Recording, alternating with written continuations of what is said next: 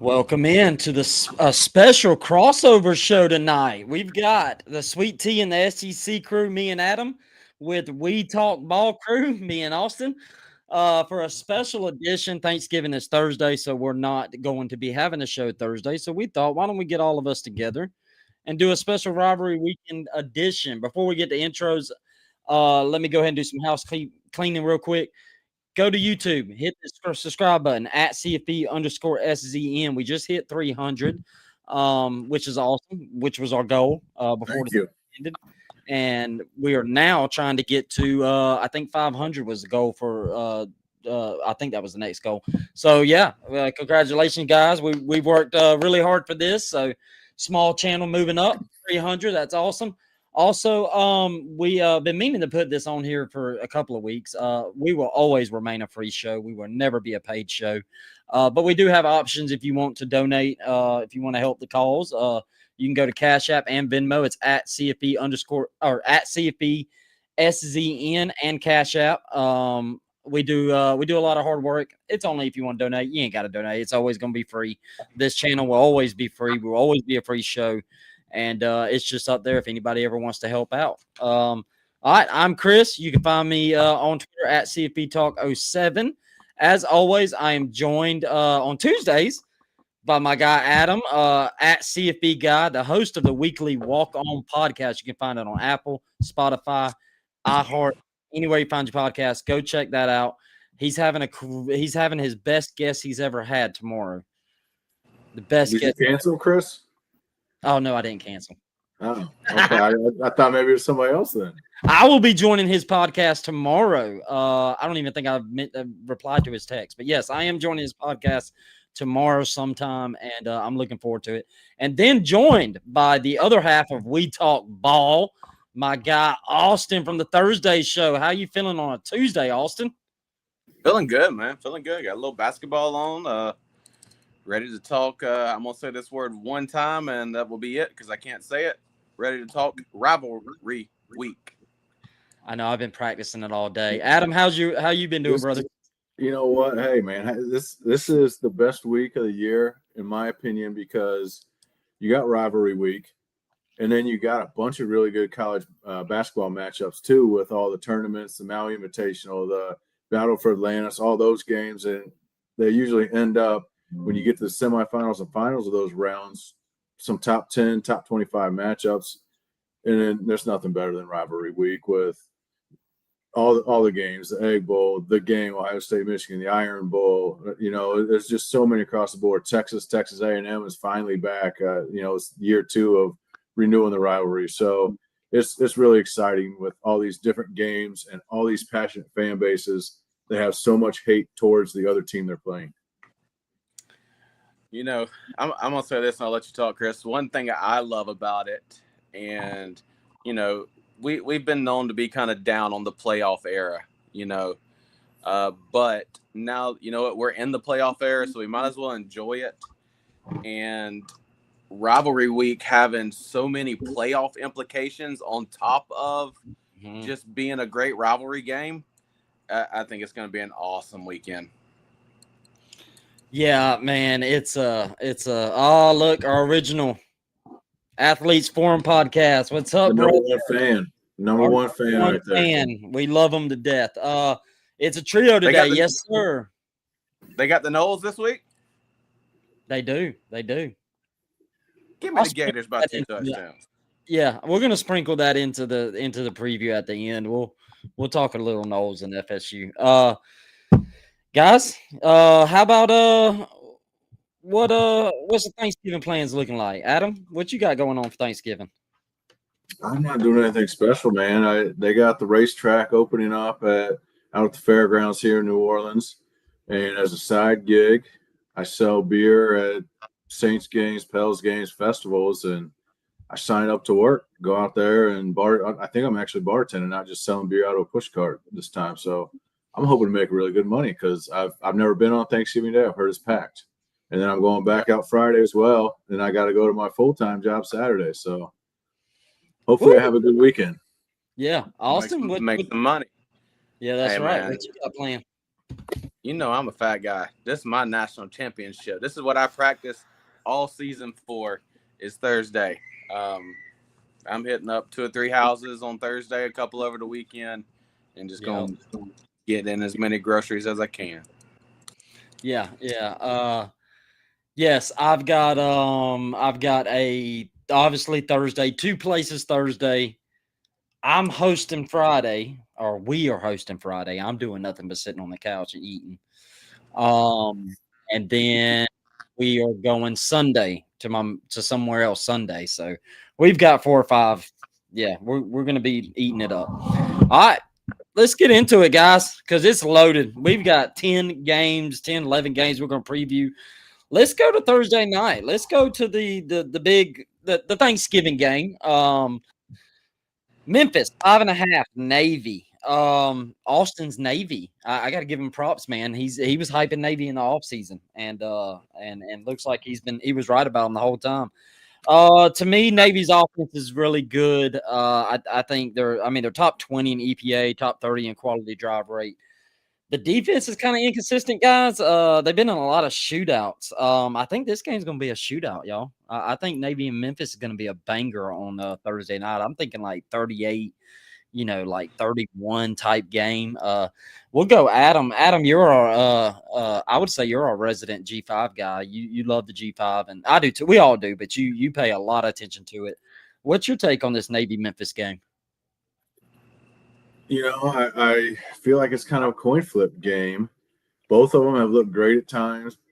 Both of them haven't looked great. At one point, everybody thought Memphis was going to be the group of 5 darling, and they slipped up a couple weeks ago. And, they kind of took themselves out of that with that loss. And Navy needs some help. I think I could be wrong on this. I'm pretty sure Tulane. Yeah. We'll find out in a little bit if Tulane is the top-ranked team in the CFP poll that comes out tonight. Then all they have to do is win, and they will be the host of the American Championship game. And I think North Texas wins, then they're in it as well. So Navy needs a little bit of help for one of those two teams to lose. And Memphis already made their bed; they're not going to get in. But I really think it comes down to who can be more explosive on offense. And Navy's not known for explosive offenses. They're more of a grind it out. And so, like when I say who can be more explosive, who can run their offensive game plan? Can Navy keep their offense on the field? Can they run a lot of clock and keep Memphis's offense off the field? Yeah, I wrote down in my notes. They also, I think the biggest thing, I wrote that down too, that, who's going to be more explosive. How healthy is Brendan Lewis too? Because that's my biggest question mark. He's been dinged a lot, and but they are coming off a bye week. Austin, what is your biggest takeaways on this game? I kind of thought the same thing. I mean, I'm not sure that Blake Horvath is 100% for Navy. Yeah, definitely going to need him on, more so on the ground. But yeah, I mean, I'm with you. I think being this late in the season, who is the healthiest? But if I had to put money on it, I think Memphis's offense is going to be a little too much for Navy's defense. I'm leaning that way as well, to be honest. And Navy's very difficult to prepare for. They're not the true traditional old school triple option loop anymore. Mm-hmm. It's a little bit more of an option spread, but they're still an option team, running quarterback, very heavy. And it is difficult to prepare for. It also is difficult to score points if they fall behind. And I feel like Memphis is going to come out on top in this game. So, what my two co-hosts are saying is they don't like the troops. Give me Navy because I love America. Go Troops. I never said anything. I'm not, just because I'm wearing a red shirt doesn't mean it's got the old Soviet Union logo on it or anything. Come on. That is an SV for Saginaw Valley. That is not the old yellow whatever was on the Soviet flag. Hey! I'm just saying. I'm going Navy, baby. I think Navy's gonna win. I think the troops gonna pull it out. I wouldn't be surprised if they do. I like Memphis coming off the bye week, and Yeah. I just feel like it's a pretty evenly matched game on how good the two teams are, and if Navy has to play catch up, they'll struggle with that. All right, let's or Austin, go ahead if you had some closing thoughts. I didn't. I was going to be a smart ass and say, well, maybe the troops might have enough self discipline to stay away from the turkey and dressing before the game, so that might help them out. Hey, they probably do, to be honest. All right, let's go to the Egg Bowl. Ole Miss 7.5, Mississippi State. Guys, this is my personally, this is my favorite rivalry game. I know, like Ohio State. I'm not saying it's the best. I'm saying it's my favorite. I would never try to compare the Egg Bowl to the bigger ones, but the Egg Bowl is my personal favorite one. While I know Michigan, Ohio State hate each other. I know Georgia Tech hate each other. I know Auburn, Alabama hate each other. This one just feels like legit hate, like real, genuine hate. Like these two do not like each other. They would love nothing more than to see the other one just completely have the worst things happen to them. And I love this right. I hate that it's not on Thanksgiving Day anymore or Thanksgiving night. But man, I love this game. I'm very curious to see who Levy starts. Shapen, who is dead last in the SEC in QBR. He just has not played that great, and I'm wondering if he's going to go to the future. Camario Taylor, I think that's how you say his name. To me, I'd go with him because I don't know what else you have to lose. And to me, this is a strength versus weakness matchup. Ole Miss with Lacey, who can run the ball really well, and you've got a Mississippi State who can't stop the run. Last 3 games, Adam and Austin, Mississippi State 868 yards, 6.7 yards per carry. In a rushing allowed. They're almost at 1,000 yards, 200 or something away from 1,000 yards in rushing. And they can't pressure that well either. 113th in pressure rate. I don't know, man. Like if you take away the Lane Kiffin distraction, which I know is hard to do. If I just look at this matchup on paper, I don't see a path for Mississippi State. But on the flip side of that, how much is this Lane Kiffin thing? If Mississippi State wins, to me, it's going to be because Ole Miss came out sloppy. Ole Miss is distracted. The Lane Kiffin circus. That's the only path I see. Austin, what do you think? That's what I had wrote down. I knew you were going to spit stats, and on paper, yeah, I mean it just looks like, as we said earlier, belt to ass. But the distractions are there. They are. You can't take them away. No matter. The only thing is if Kiffin has told his locker room, "Hey, I'm messing with them. I'm staying," is the only way there's no distraction. But even then, he wouldn't do that because the kids would leak it. But anyhow, the distractions are there. Mississippi State has been so close to turning the corner this year, and they've had several opportunities to win some big games. I say all that to say, I still think Ole Miss's offense is too much. And again, it's rivalry week, so I even back when I used to go gamble on games, I didn't bet anything on rivalry week because you just never know. I wouldn't put money on it, but I definitely think too much Ole Miss offense. Yeah, I agree. Adam, what's your take on it? So I had a guy on my podcast last week that grew up in the state of Mississippi.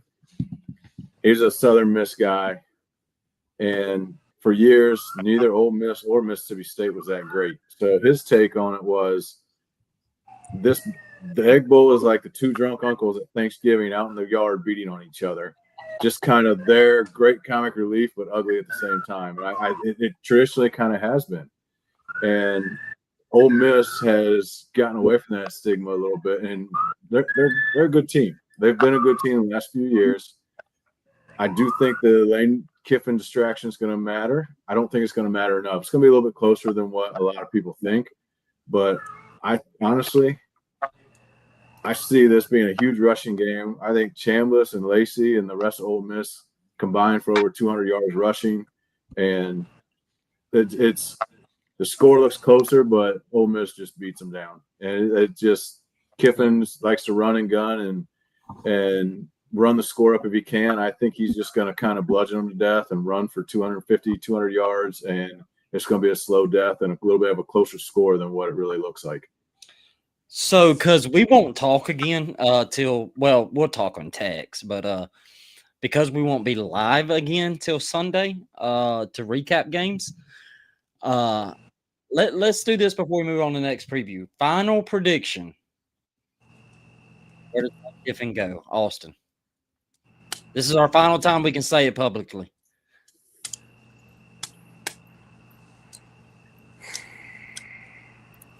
LSU. Adam? Ole Miss. Ooh, I'm going LSU. I think he's staying. Adam's been head fast on that one. He's been in our group chats. He's been in on that. Adam, explain why you think that. I'll go ahead, Austin. No, go ahead, Adam. I won't be surprised if he ends up at LSU. Florida would surprise me a little bit. You know, there's also there seems to be some sort of disgruntled whatever with DeBoer at Alabama, and maybe he's not happy there. And then there's people floating out the idea he might go to Penn State. What if he leaves and goes to Penn State, and then Kiffin already has it locked in that he's going to Bama? You know Kiffin. I think that's a big conspiracy theory, but that wouldn't surprise me. It's Lane Kiffin. Nothing's going to surprise me. I think he stays at Ole Miss because he's left before. He's messed with, kind of messed with happiness, and he seems happy there. Maybe he's not. Only he knows. But he's kind of messed with that before, bounced around a few different jobs, chased the big paycheck before, and the clout and that. And he's kind of bringing that with him to Ole Miss now. He's growing that at Ole Miss. And something just makes me think he wants to be the face of Ole Miss football for the next 30, 40 years instead of it still being Archie Manning. Yeah. Austin, what's your take on all the DeBoer rumors before we move on?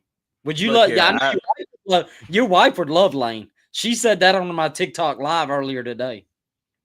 I hadn't even got deep enough into thought about this to know how I would really feel. I think I would like it, but I thought these were rumors enough that nobody would be brave enough to say it on the live show.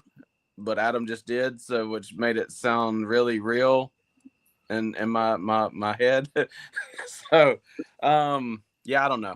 I told you I'd heard the rumor that Alabama okayed Penn State to at least talk to DeBoer, which is unlike Alabama. They're known to block that type of interaction. So that was my first kind of eyebrow raise at it, but I don't know. I don't know. We'll get into that more Sunday because by the time Sunday comes, I think we already had one hire happen today. I think when Sunday comes, we're going to have some answers on a lot of hires. So we'll get to that more Sunday. We got the comments too. We got multiple people in the comments think he's going to LSU. Yeah. Tyler with Cfb Szn. Tyler Yoder also. It looks like it's all the way around. Everybody on the comments thinks LSU. So, I mean, that would be if he leaves. That's where I think it would be. I think the Bama and Penn State. I think that's a little conspiracy. But again, nothing's going to surprise me with Lane Kiffin. Yeah, nothing at all. Would not surprise me at all. I want to say one more thing before we move on. I'm guessing all of this hype around Lane Kiffin. I kind of think about the hype around like Saban when he went to LSU. As big a deal as it was, he still hadn't won anything at that point. And that's kind of the same thing with Kiffin. For him to be getting this much hype, and I mean, don't get me wrong, he's put Ole Miss back on the map, but he still hadn't won anything. Yeah. You talking about? Hold on. Are you talking about when Saban got to LSU, right? Yeah. Okay. Yeah. That's what I'm saying. Like, it was a big deal, but at that time, he still really hadn't. I mean, he was obviously a good football coach, but he hadn't won anything. Yeah. And then he gets there, and that step up was just enough to kick him over the edge, I guess, and he started winning national championships. But I'm guessing that's kind of what they're thinking with Ole Miss. If you can get, with Lane, if you can get Ole Miss to where they are, you can go win a national championship at Florida or Ole Miss or LSU. Is there a lot of hype around when Saban left Michigan State and went to LSU? I mean, that's 28 years ago now. I don't remember. I remember he knocked off #1 Ohio State the season before he left. I don't remember being a lot of hype though. I don't remember, but I do. They ended up having kind of a surprisingly good 2 seasons or whatever for what Michigan State had in the 90s. Yeah. I think back then he was. I don't think he was as hyped as Lane right now because back then we didn't live in a Twitter. Yeah. No social media, no podcasts. Yeah, no podcast. I think if we did live in that world, I think he would have been hyped more just because of his NFL time, also with Bill Belichick, and stuff like that. And he had done good work in the NFL. Yeah, I can see that. Yeah, but I think it's more so, like you said, the social media time. All right, before we go to the next game, topic for another day. But if Florida doesn't get Lane, I don't know where we go. At that point, I might apply on LinkedIn and have a shot for an interview. It does. I'll close on this, and I didn't mean to off us onto coaching carousel stuff. I'll close on this. It does feel like Florida doesn't have a real backup plan, so I don't know what the hell they're going to do after this. But all right. UGA, 13.5, Georgia Tech.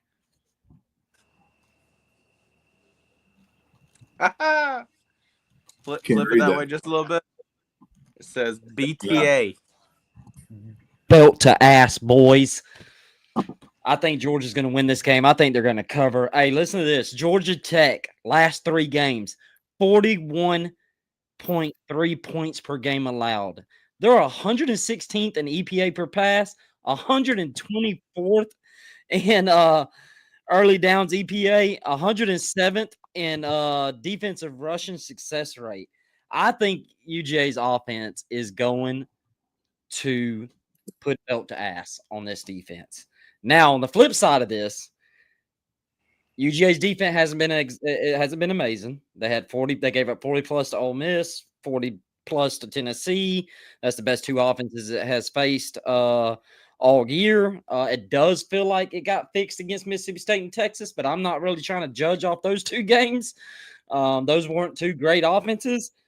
And I'll be honest, Georgia Tech's offensive coordinator, who's a former Georgia coach, has kind of had Kirby and Glenn Schumann in a blender these last 2 years. So from a Georgia perspective, I am really curious to see how this defense performs against this offense. But I do think UGA's offense is going to belt to ass on them. I think they're going to have whatever they want. I think Gunnar Stockton's fixing to pad the heck out of his stats. It is a strength on strength, Georgia's run defense. And I can't even talk. Georgia Tech's offense, rush offense. But I don't know. I just think Georgia will make those few stops, and I think Georgia wins 41-24, boys. And Season wanted to hear me bark. Woof, woof, I don't want to hear it. Season, don't. Come on, man. Don't encourage that. Yeah. All right, Adam, what's your take? I don't think it's close. Georgia Tech has been on the verge of being exposed all year. They've been playing with fire all year. I also didn't think it was going to be close last year. They went, 6-7 overtimes. I think that probably made Georgia realize that they can't overlook Georgia Tech because for the longest time they haven't had to worry about them. So, it's very rare when Georgia Tech does win. So I think Georgia's going to be fully prepared. I think they've had a few scares this year. I don't see it being very close. Austin, the husband of a half Georgia Tech fan who has been calling the upset all year. Not Austin. I think his wife has. Not Austin, but my wife called it before the season started. And Chris will tell you, my wife knows ball. pretty She well. does. Especially very I shouldn't say this, knowledgeable. but for a girl, she does know ball. And I heard her after last week. I'm gonna get us canceled, boys. My bad. Anyhow, I heard her after last week, after watching that game, say Georgia's gonna kick their ass.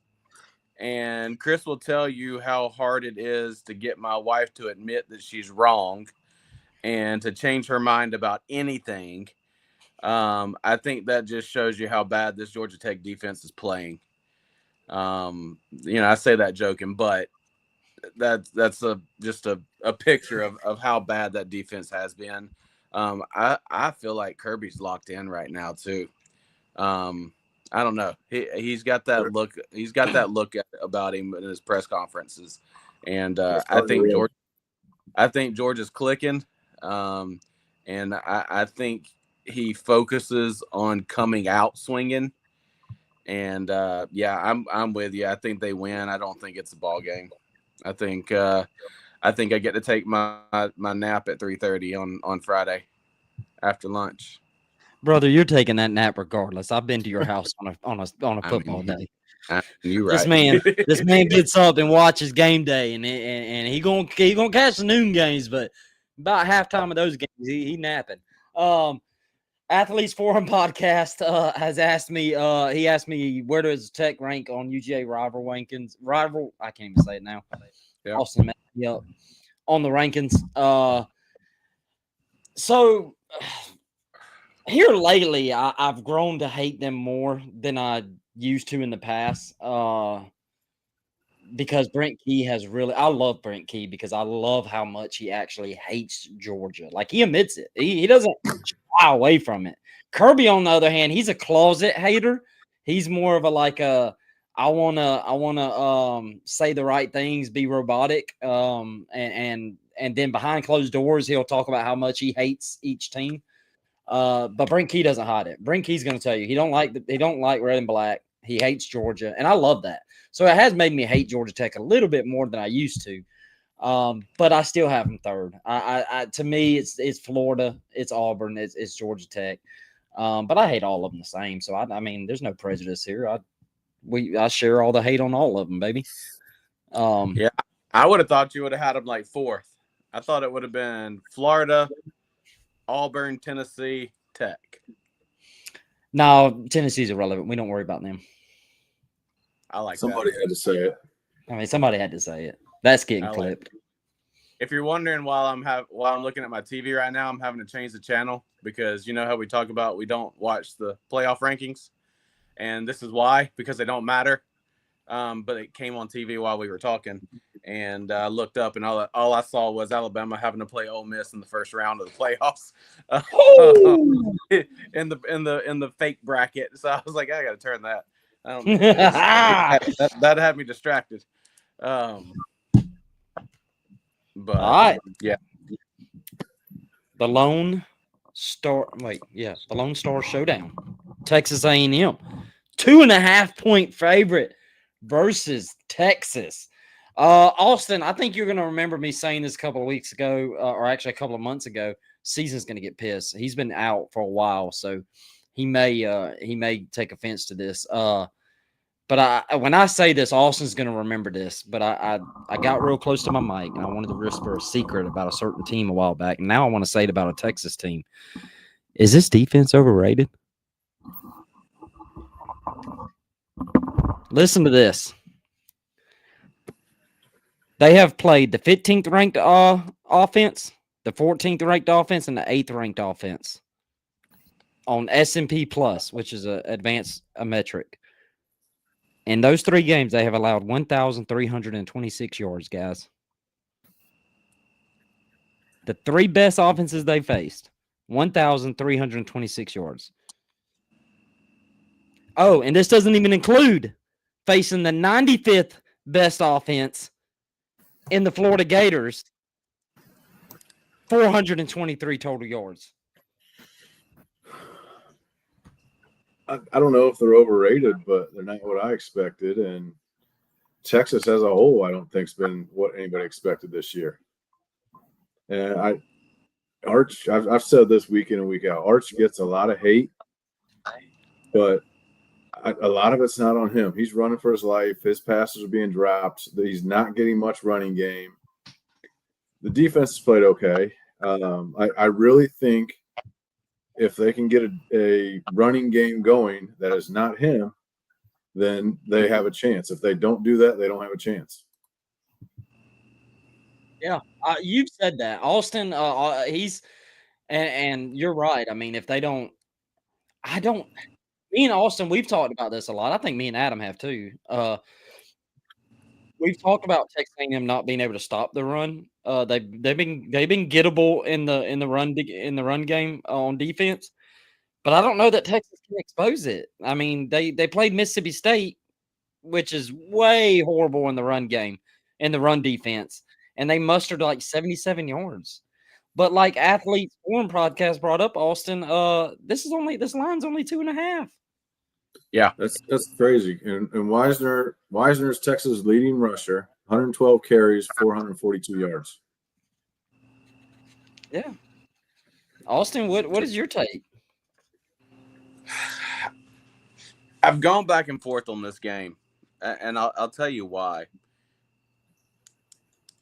I want Texas A&M to be a really good football team, but then you go back and look at their schedule, and obviously the Notre Dame game, tight game but good win, is looking better. As Notre Dame progressed throughout the season, but there's not a whole lot more competition. I mean, even when you played Missouri, you played a quarterbackless, beat up Missouri. I think that was, I don't have it in front of me anymore, but I'm pretty sure that was about their toughest game all season. And obviously South Carolina exposed them in the first half of that game before their meltdown. But Austin, let me. I just got it pulled up, and I just want to add to your point before you finish. Sorry to cut you off, but yeah, our friend in our group chat on Twitter, Dog Stats, has an amazing site. You can go look up a bunch of things, and I have it pulled up. But Texas A&M FBS opponents win-loss record 41-47. Their conference opponent win-loss record 34-44. Anyway, sorry, go ahead. Finish your point. No, I mean that just kind of proves my point. Like I said, I want A&M to be a good team. I love Mike Elko. I love what he's done there, and I still hope they are. But season, get out of here with that. No.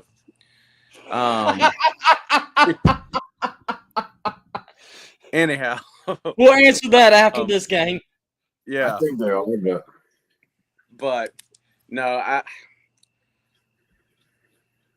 I still don't think it being in Texas, I think it's going to help this being a rivalry game, but I still just don't think Texas is that good. And I think A&M won't come out asleep like they did against South Carolina.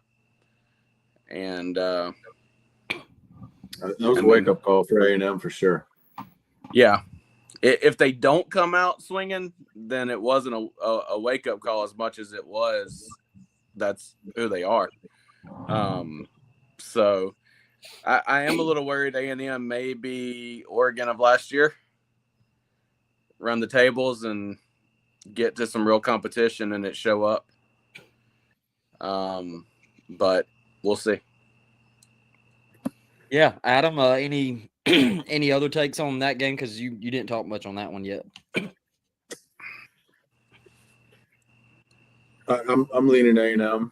Obviously, the schedule strength, I think, got brought to light last week by a lot of people when they were struggling against South Carolina early. But then they also, as you put it, Chris, BTA in the second half, and they showed what they could do.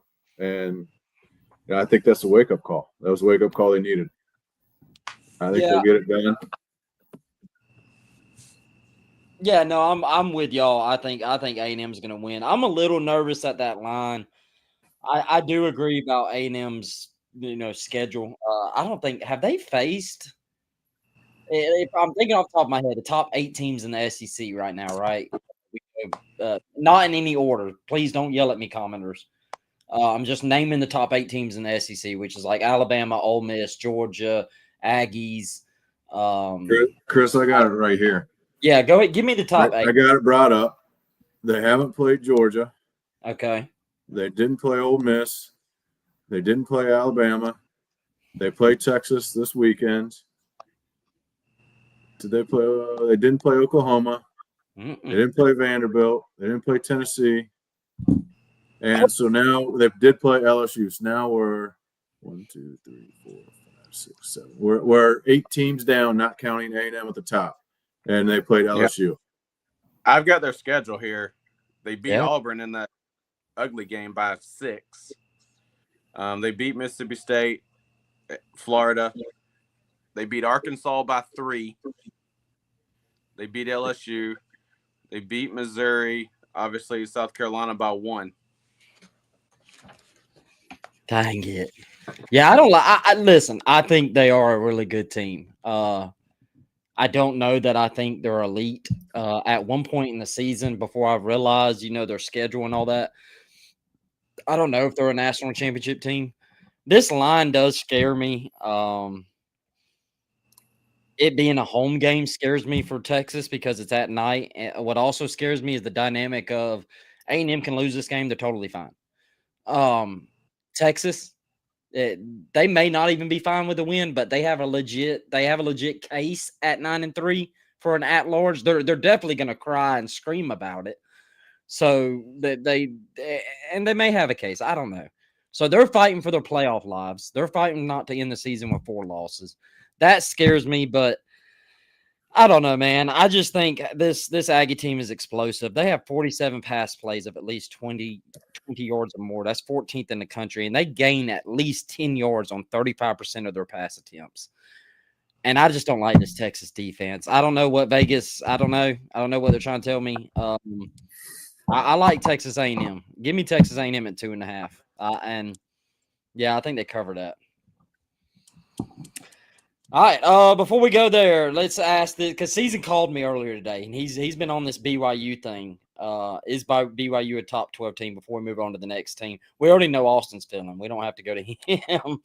Well, let me break it down. The reason I think that offense I think is awesome. What Brockmeyer's done, he's been awesome this season. I think what holds BYU back is exactly what I said last week. When they play a team that's elite in the trenches, they can't hold their own. Look at what Texas Tech did to them. So I think when they get up against the big boys, that's what's going to show up. And that's what I base not being a top, maybe top 12, because I don't know if there's that many. I'm sticking with it. No. Adam, I think I heard you say you disagreed earlier. I think they are top. I got them ranked 11 in our poll. I think they're top 12.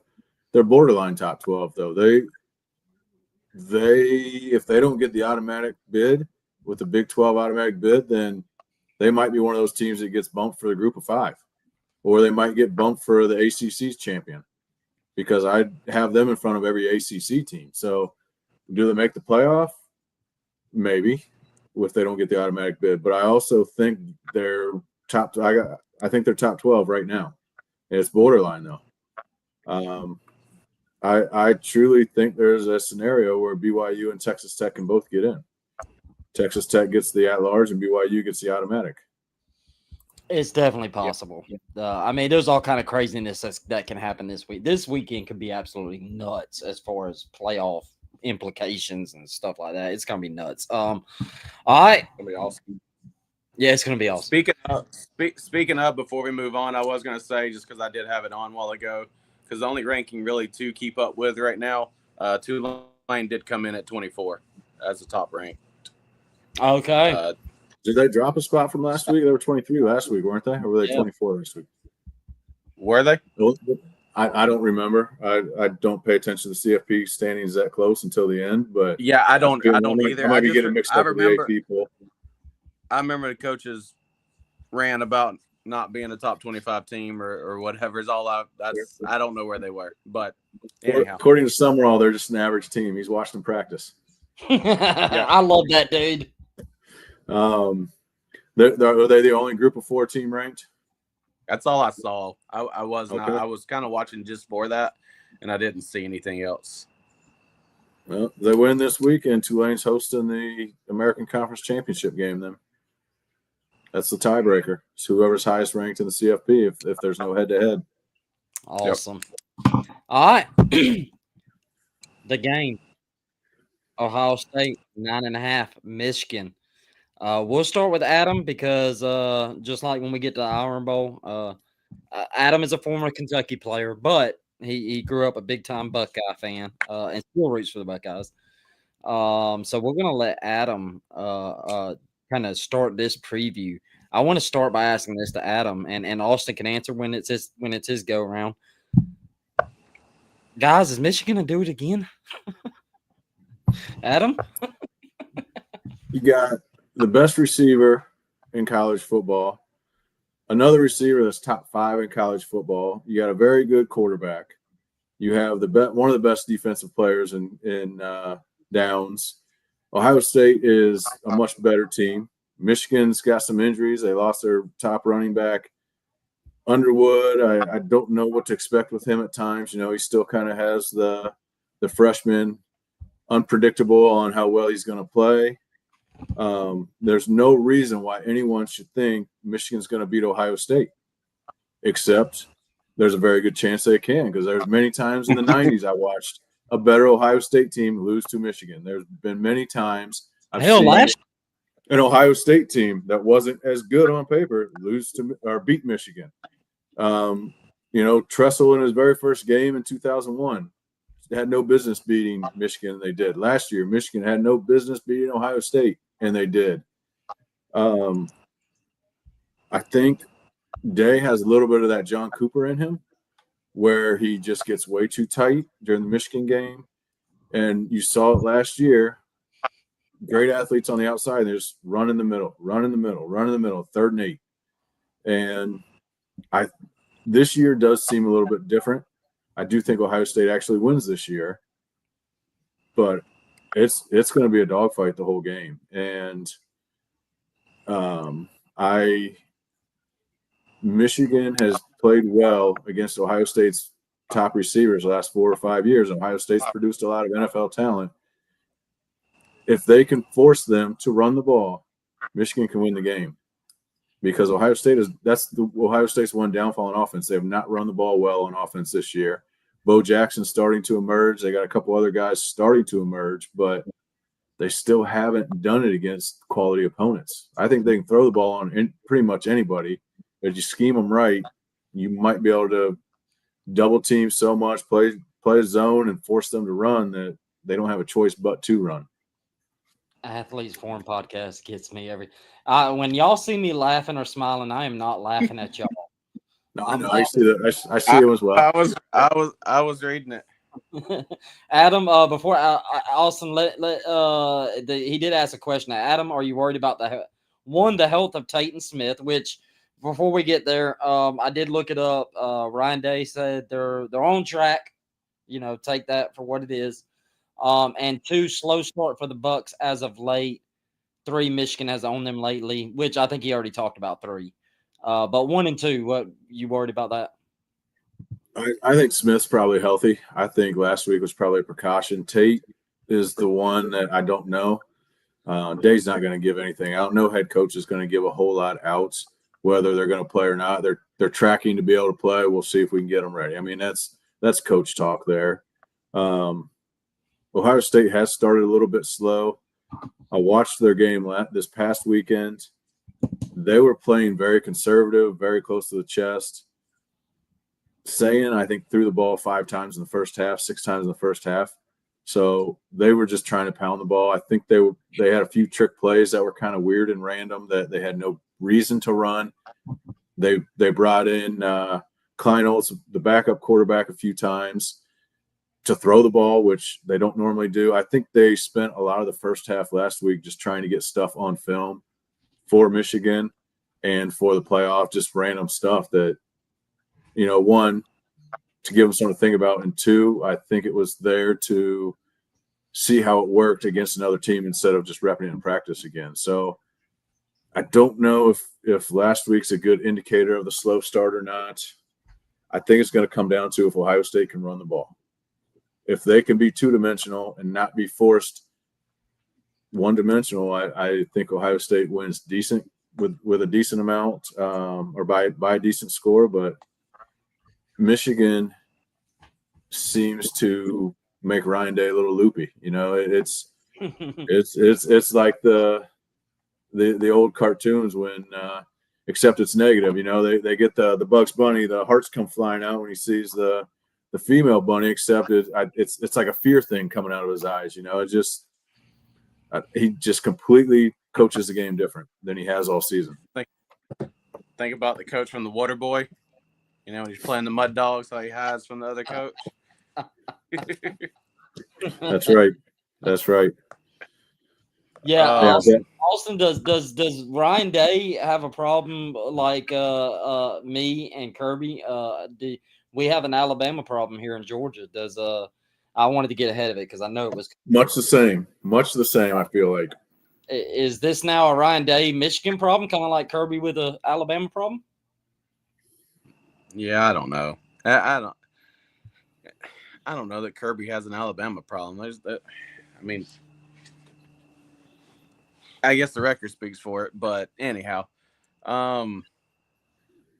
yeah, I don't know. It does feel like this is maybe the biggest gap in talent that we've seen in a while. Like it kind of feels like this shouldn't be a game at all to me.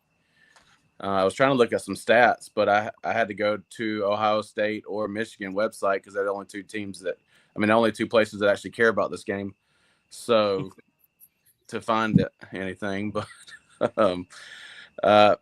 no, I'm with you. I honestly think it's going to come down to how Julian Sayin handles Michigan's defense, and honestly, can Michigan run the football?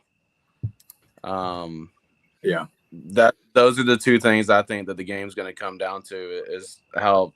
You got two rookie quarterbacks going at it, but I think Ohio State needs their quarterback to play better than Michigan. They've got to be able to run the ball, or it's going to be, I guess, the saying of the night, belt to ass. But yeah, I'm very curious to see how Sayin does in this road environment. I think obvious. I'm stating the obvious here. I think this is going to be his toughest obvious road test this season, and I'll be curious. He'll have an opportunity to have his Heisman moment as it's kind of starting to go down a little bit for others. I think this weekend could be that opportunity. I'm also going Ohio State. I think Ohio State's going to win, but like I said on TikTok Live earlier today when we had a chat, I picked Ohio State 2 years in a running. So, and by the way, I'm glad Season asked this. I don't know if y'all have seen it, but it looks like there may be snow in the game. Adam, do you know? I mean, you're our northern. I know you live in Louisiana, but you're our guy from the north. I haven't lived in the north in 13 years. I mean, I left the north because I hated the snow. That's more than me and Austin's ever been. I don't even think me and Austin's been past the Mason-Dixon line. That's why Austin doesn't know how to look up to see if anybody else cares about the Ohio State Michigan game. His internet doesn't pick up websites outside of Alabama. That's right. Snow starting Wednesday. Snow starting in Ann Arbor Wednesday afternoon. Ooh. And yeah, there's gonna be a lot of precipitation. It's looking like it's probably gonna be snow. Ooh. Doesn't look like a ton though. It's looking like maybe a half inch of snow. But it's not gonna be.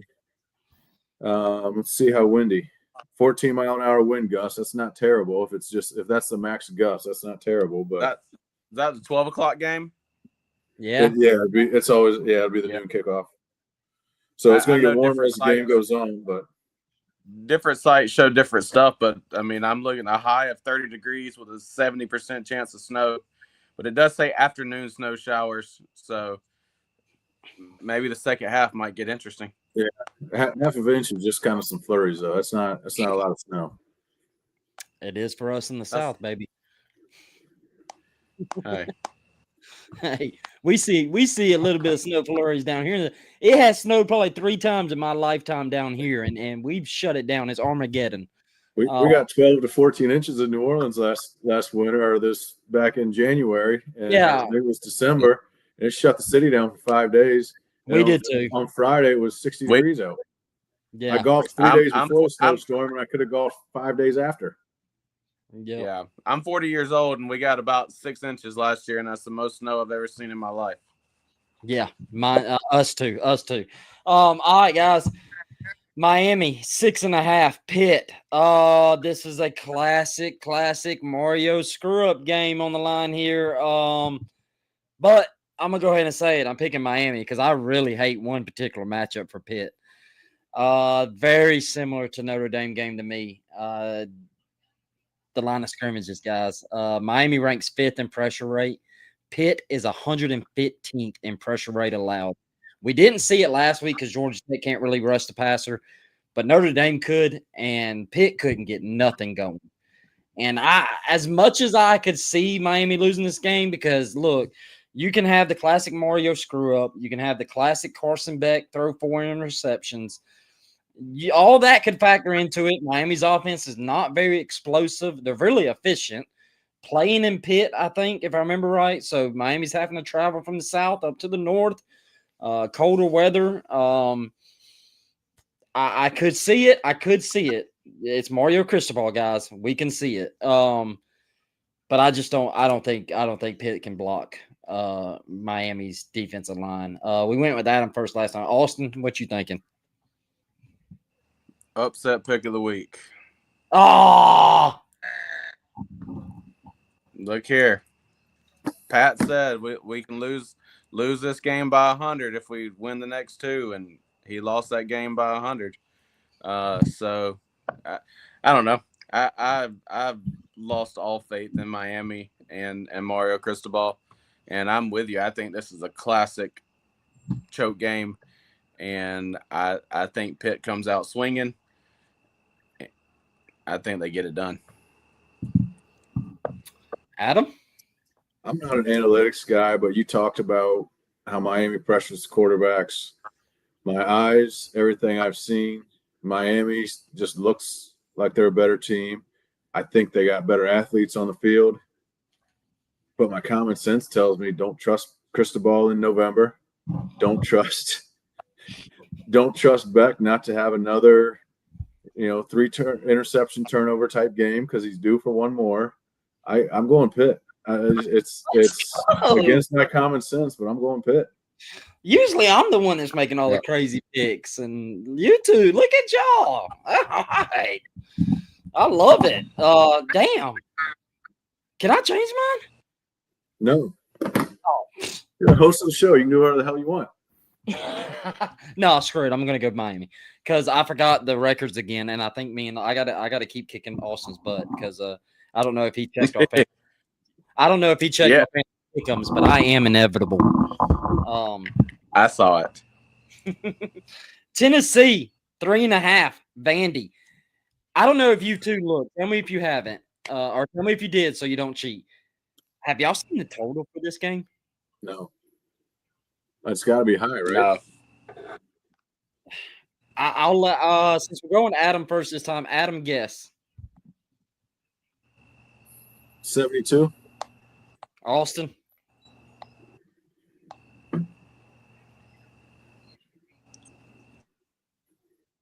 Oh, 65. Oh, 65.5. Oh, wow.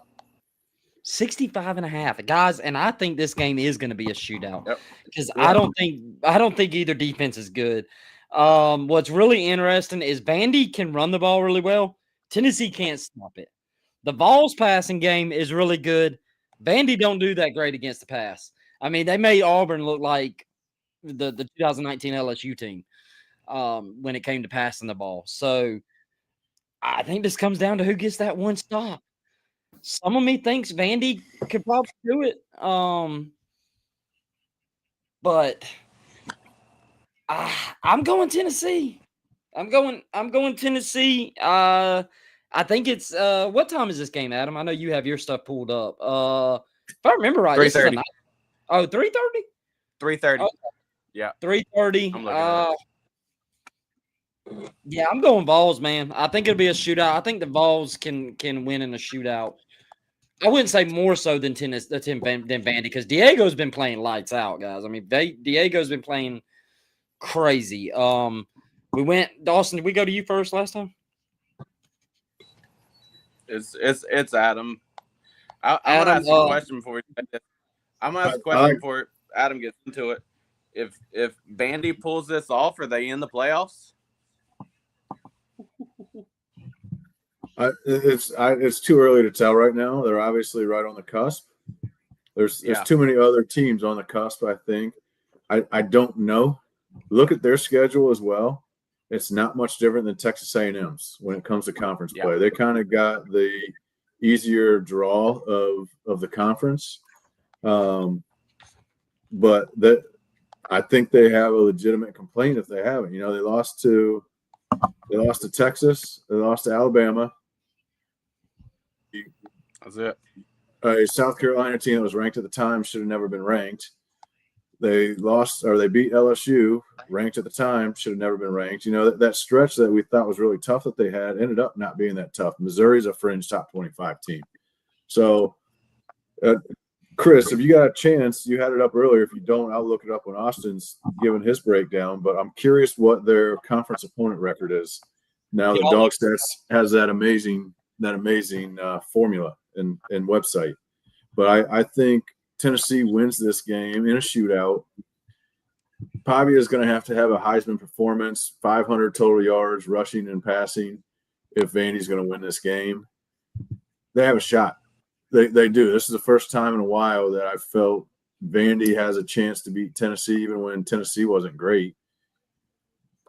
But I just feel like Tennessee's playing a little bit better right now. Vandy did look very good last week, but it was against a very bad Kentucky team. So I don't think you can put too much credit into that one. Vandy, FBS opponents win-loss record is 48-51. SEC, the conference opponent win-loss record 45-32. It's better than expected, but it is. But Missouri's played a lot of the teams at the bottom of the standings.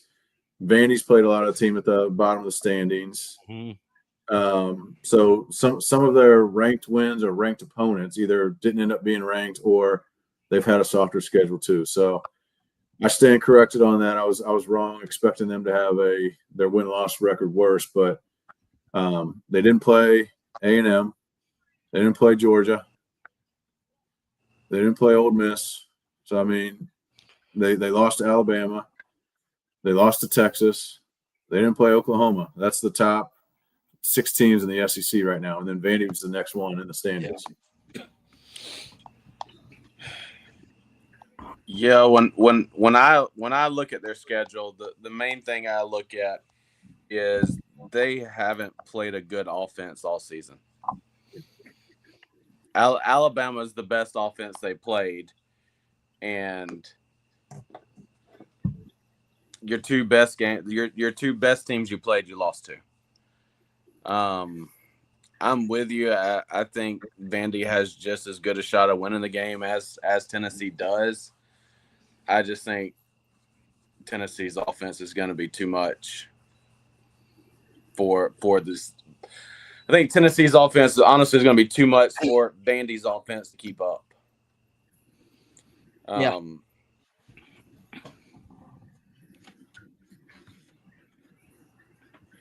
Yeah, I would agree. Austin, I think you keep freezing up, and I think you're.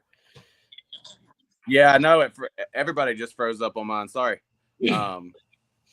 But anyhow, I think Tennessee's. I don't think Vandy can keep up with how much Tennessee is going to score.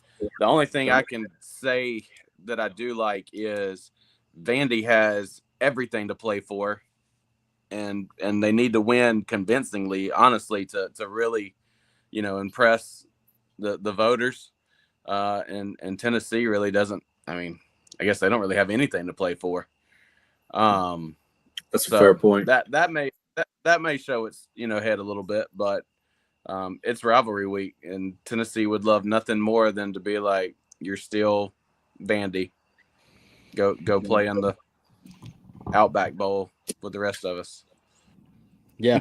All right. Let's go. I got ahead.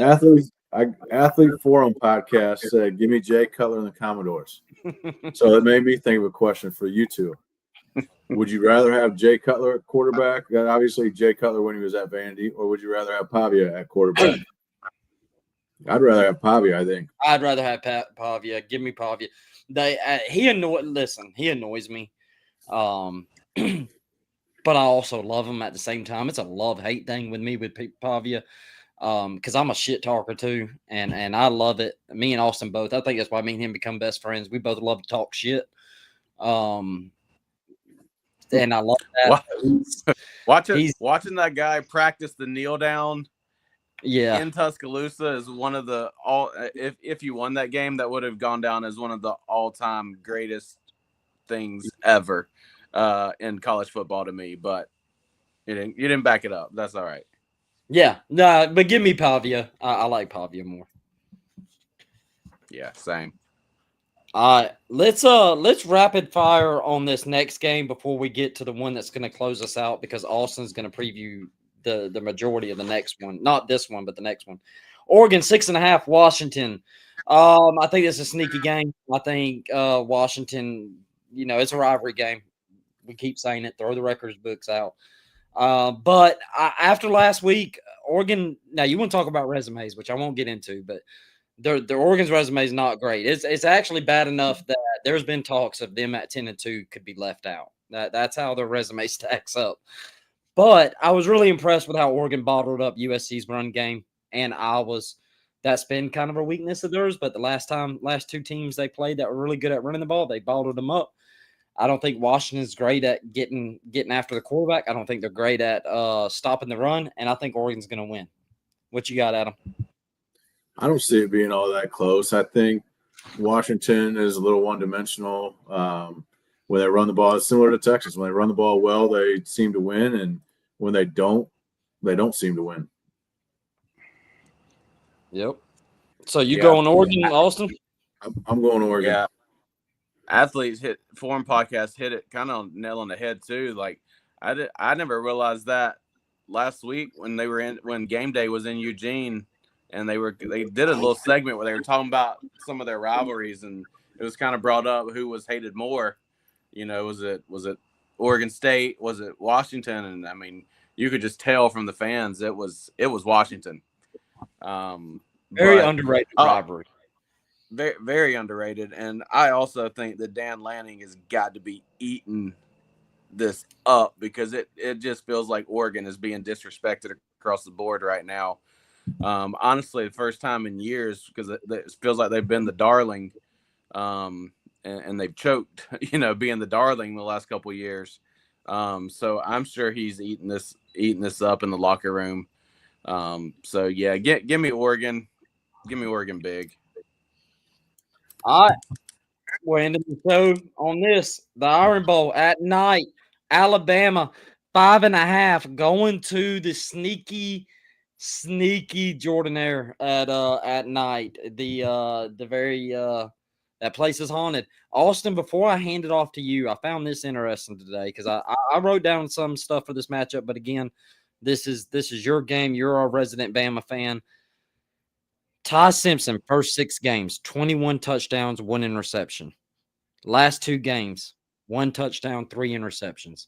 Austin, give us your Alabama Auburn prediction and preview. 17 Iron Bowls played in Jordan-Hare Stadium. 10 of those games have been decided by 1 possession or less. That place is haunted, man. Listen, I saw Season's note pop up there, and I truly expect that out of this game. If Alabama is the football team that I want them to be, that they claim to be, they come out and they win this game big. This is a statement game. But I'm with you, man. The offense has got to get going. I feel like I'm saying this every week, and they're just sputtering. The last couple of weeks they have been. The last couple of weeks they have just sputtered, and I keep waiting on them to have that coming out party. Look, I know we played, FCS team last week, but I was glad to, at least get some confidence in the run game a little bit. Are them trees still there? I thought they were gone. Oh, they're back. He's gonna get us so canceled. He's gonna get us so canceled, Adam. Anyhow, I couldn't see him behind the toilet paper. That's all. But anyhow, no, I hope they used last week to get some confidence in the run game, used it as some time to prepare for this game, and I really am expecting the offense to come out firing and win this one by, I'm gonna say, 38-17. Ooh. Give me Alabama. I'm going to take Alabama. I'm not going to add too much to it because Austin did a really great breakdown. But, yeah, I'm pretty much – can the pass game get back on track? I think if it can, the Auburn secondary is very gettable. Vandy tore through that ass in that secondary. And we just got to have the tie of the first 6, 7, 8 weeks of college football and not the tie of the last couple of weeks where he's been very prone to turn the ball over. And that's, and Auburn's offense, they have looked better. I don't know if that was due to the opponents or if they really fixed things. But, yeah, and it'll be curious to see who they go, Deuce Knight or the Daniels kid. Adam, what you got? I like Bama in an ugly game. Low scoring, ugly game. I'm starting to lean that way more than what Austin says just because of the Jordan at night dynamic. I could see it going. We've had too many ugly games lately. Like it's got to be time to come out of that. That's Bama's season though. That's what it's gonna. That's Bama's season. Yeah, the last couple of weeks has been. I will say this, and I know Chris shared this on Twitter X, and I think he looked at it from a different perspective than I did. But Jeremy Bernard, was quoted talking about this game a little bit and how this could have went anywhere when you were talking about my Twitter. No, I know, but you shared it, and I think you took it as him talking smack a little bit. But I don't think it was that. I think the focus and the message to the team is exactly what he said. Not every game has to be close.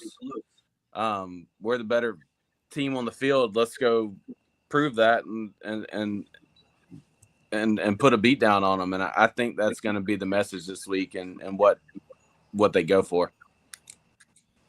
Yeah. Yeah. All right, guys. The athlete before listening, am I crazy to think this is more of a 3-line versus it being at 6.5? Has it moved to 6.5? Last I seen was 5.5. I don't think it's moved unless somebody might be different sites too. Yeah, different sites. Yeah. The site I looked at was 5.5. But ESPN showing. Well, he just said it right here, 6.5 on ESPN bet. 6.5 on ESPN. Yep. Wow. Okay. No, I don't think you're crazy. Athlete's been on my side all night, man. You said you had me on the betting. Go take Bam on the over. All right, guys. Coach's Corner is coming up in like 15 minutes, and we did it. We got through 10 games, and it didn't take an hour and 30 minutes. So a couple of things we end out. Like I said, this was a crossover show. I thought it was great. We got a lot of viewers right now. Guys, we just hit 300 subs. I'm going to hit the right now. I'm trying to stall applause. So we're going to applause us. Big goal of ours. We're so happy to get to this. Very proud of what we've done here. Me, Austin, Adam, and Sean, and Season, who works in the background for us, and it will be back next season. So congrats to us, and hopefully to many more with this team that we have, because we have a great group of guys that love college football. But all right, y'all, please go hit the sub button on YouTube at CFB_SZN. So since it's Tuesday, and this is usually when we do our Sweet Tea in the SEC, I'm going to let usually I do the outro on our Thursday show with me and Austin, but Adam always does the outro on the Tuesday show. So Adam, close us out, brother. Yeah, and I want to thank everybody that subscribed, everybody that watches. You know, I can't speak for anybody else, but at least Chris and I'm starting to think Austin's a clown too. Just a bunch of clowns talking about college football and enjoying it. So thank you for being with us as we talk and just give our opinions on it. And you can follow Sweet Tea in the SEC on Instagram. It's Sweet Tea, all one word, and then _SEC for that show. For those of you that don't know and are watching because you're used to the We Talk Ball show, I wear a different higher education shirt every single show that we do. This week I got Saginaw Valley State. It's unfortunately a baseball shirt, but it's Saginaw Valley State in Saginaw, Michigan. And it's where Jerry Kill got his first head coaching job. He was there as a head coach there in 94 to 98. A couple NFL players that they had is Don DeGiorgio. He played with the Bills. Jeff Janis was with the Packers, and I believe he played with somebody else too. The Packers drafted him. Saginaw Valley State wrapped their season up. They didn't make the playoffs this year. They finished the season 6-5.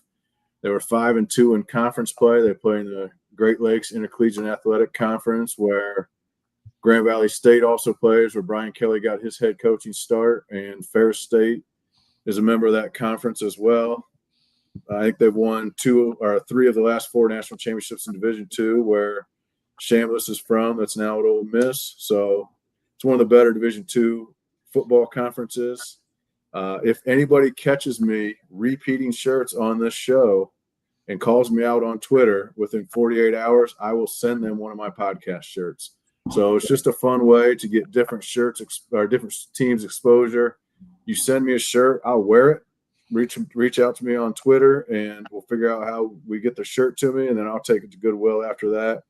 So keep checking back, see if I'm wearing your school, see if I'm wearing your shirt that you send me, and we'll keep having fun with it. So I hope everybody enjoys the different shirts I'm wearing. Any higher ed shirt, doesn't matter if they have football or not. So appreciate everybody tuning in tonight. Have a wonderful Thanksgiving. Keep sipping that sweet tea, watching the SEC, and thanks for watching as we talk ball. Peace. See you guys.